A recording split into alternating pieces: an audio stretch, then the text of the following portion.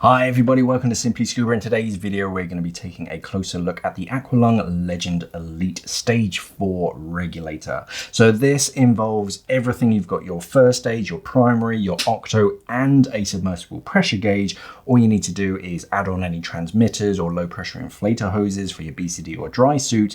It's very much a regulator that you can just fully assemble and then just go diving with. It's a great all-rounder as well. You could travel with this. You can dive this in pretty cold waters as well. It's got a nice breathe on it, very adjustable. Let's take a closer look. So this is how it arrives in a cardboard box with a funky sort of sleeve over it. We've got Aqualung Leg3nd detailing a cool little beach scene on it, and that continues all the way around. If I remove the sleeve, we get Aqualung and serial numbers on the side. On the inside of the box, if I can open it up, okay, we have all of your regulator bits. So first of all, we get a user guide, sort of have a quick read through that, and information on the SPG. Again, read through that. Now, so the gauge won't be actually fitted in the box. They're not going to fit it themselves. It's not too hard to fit it yourself. But if you do need help, just let us know. It will be a standard thread and it'll be quick and easy. So whether you want to put it on the left or the right, pretty simple. We'll take a closer look at that in a second. You get the primary, second stage and the octo, both connected to their braided hoses. The octo isn't connected neither, so you need to connect that as well. And then you get a little insert inside of the box. Otherwise, that's it. So let's take a closer look at the regulators themselves. So starting off with the first stage. So the first stage itself is a decent size. We've got this big section up at the top with all these heat sink fins. So these are actually, because the valve will get very cold, if you're using it in colder waters, it can ice up, but this sort of big section just increases the surface area to volume ratio, so that reduces the chancing of it freezing over. It also has this overmolded sort of plastic section, and that helps to prevent ice from forming. It's environmentally sealed as well, so salt crystals and verdigris and sort of stuff, algae, can't get to the internal mechanisms, but on the inside of there's like a soft membrane, so that allows for the balancing of the first stage. You can see that the hoses are angled slightly away from one another. So if you do have a transmitter or something, or a trunky sort of hose protector, it just gives you a bit of extra space just to sort of get a wrench in, just to sort of tighten it up and sort of fit them in. But also it's a more natural sort of angle for that hose to come in around over your shoulder. 4 low pressure ports and 2 high pressure ports. The high pressure ports are lower down. I fitted the gauge to the left hand side, and then this is the A-clamp version.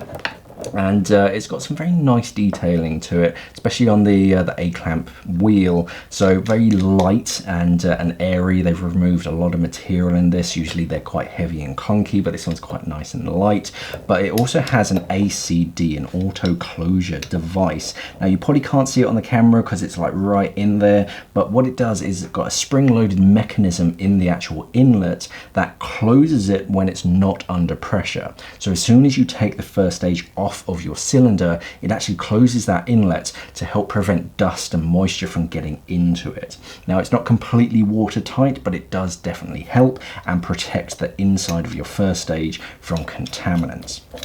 Now, moving down to the primary, so we're going to focus on the Elite second stage. So braided hose, nice and light, and very flexible as well. That comes into the second stage, and that's met by another heat sink, again for cold water. This helps prevent it from icing up. The front cover has a metallic gear on the front, which is pretty cool, and then all over the front, all of this is a purge button, and that's solid as well, so there's no sort of flexible bit that can bend and break. It's very solid, so very easy to open it up.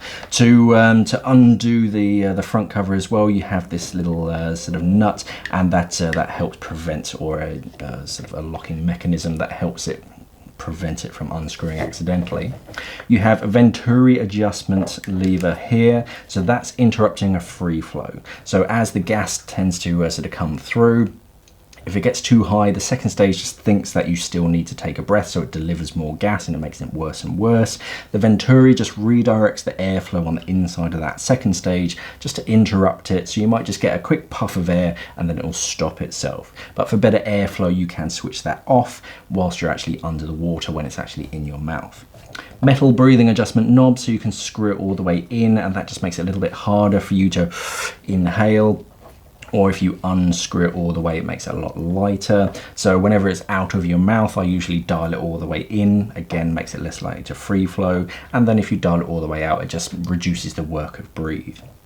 The exhaust tee is pretty comprehensive, and that will send it quite far around behind you for a more unobstructed view under the water. This actually has a lip shield over the mouthpiece. You can remove this. This is just silicone, and that will just pop off of the mouthpiece if you don't want it. But if you're diving in colder waters, what that does is it basically covers over your lips, and it works a little bit like a wetsuit in that it just slows water movement over your lips just to keep them nice and warm and stop them from chilling.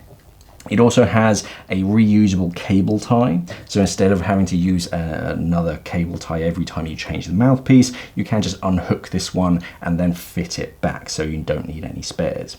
And this is the ComfoBite mouthpiece, so you have this bridge over the top, and that just kind of sits behind your teeth, so you don't have to bite down on the mouthpiece just to hold it in. It just naturally kind of sits in your mouth, and it just reduces jaw fatigue. The second stage is the traditional Legend, very much the same, other than you don't have the metal front. It's yellow because it's an alternate. It doesn't have breathing adjustment, but it does have venturi, so that's useful for your octo. You want to interrupt any of those free flows, and the mouthpiece is a more traditional one, but it's nice and short, so it's not going to sort of be uncomfortable. And again, you get a reusable cable tie.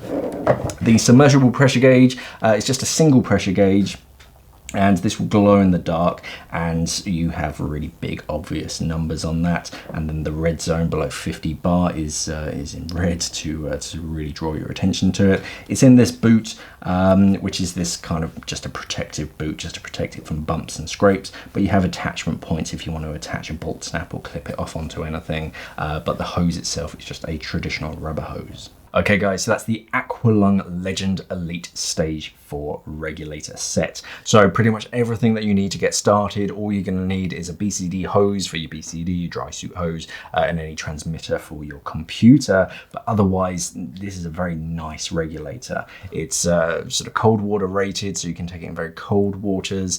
You can also travel with it. The overall weight isn't too bad for a regulator. I'd be happy traveling with this. But there's going to be more information on our website, simplyscuba.com, where you can buy it from as well. Just click on the link down in the description below so you can check it out. Thank you for watching, and of course, safe diving.